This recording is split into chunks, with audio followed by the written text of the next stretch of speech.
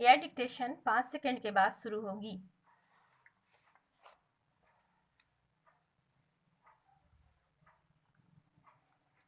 Start. सभापति महोदय, आग लगने के बाद कुआं खोदने की जो प्रथा है वह बंद होनी चाहिए।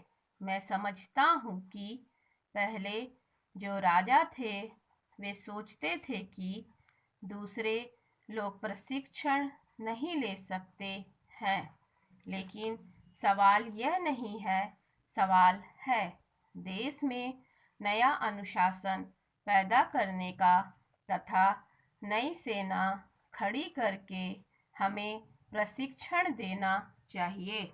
आजकल लोगों में एक हीनता की भावना आ गई है। मैं समझता हूँ कि यह प्रशिक्षण इसलिए ज़रूरी है क्योंकि लोगों में एक नया बल, एक नया जोश और एक नया अनुशासन पैदा हो। पैरा। आज भी हम सुनते हैं कि गाँवों में हरिजनों पर अत्याचार होते हैं। हरिजनों पर जो हमले वहाँ होते हैं उनका मुकाबला वह लोग नहीं कर सकते हैं क्योंकि उनको राइफल चलाने का ज्ञान नहीं है। आज शांतिपूर्ण हरिजनों पर अत्याचार होते हैं। मैं तो यहाँ तक कहता हूँ कि पुरुषों को ही नहीं बल्कि महिलाओं को भी यह प्रशिक्षण मिलना चाहिए। आज हम 20 करोड़ रुपए अपनी रक्षा पर खर्च करते हैं।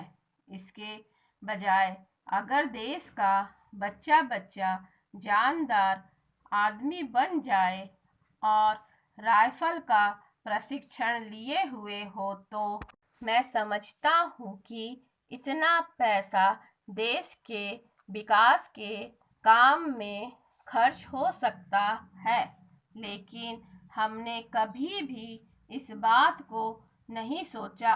पहले जो इस देश के जो बड़े बड़े लोग थे उन्होंने अपनी राइफल ले ली, उन्होंने इसको चलाने का प्रशिक्षण ले लिया, यह समझकर कि यह काम किसी खास जाति का है। मेरा विचार यह है कि आज देश के 56 करोड़ लोग अपने अंदर एक नया आत्मविश्वास और एक नई शक्ति पैदा करें। इसके लिए यह राइफल प्रशिक्षण सबके लिए अनिवार्य होना चाहिए। जब यह अनिवार्य होगा तभी लोगों में आत्मविश्वास पैदा होगा और यह एक नई चेतना पैदा होगी।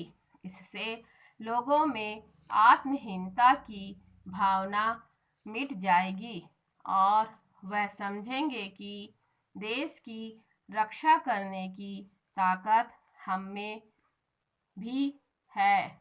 आज जो हरिजन आदि लोग हैं उनमें एक बात घर कर गई है कि राइफल और बंदूक उनके बस की बात नहीं है, लेकिन यह आत्मरक्षा का सवाल है, यह देश की रक्षा का सवाल है।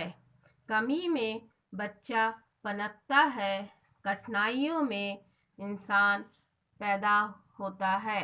जब आप जीवन को नई स्थिति में बदलेंगे तब मस्तिष्क बदलेगा।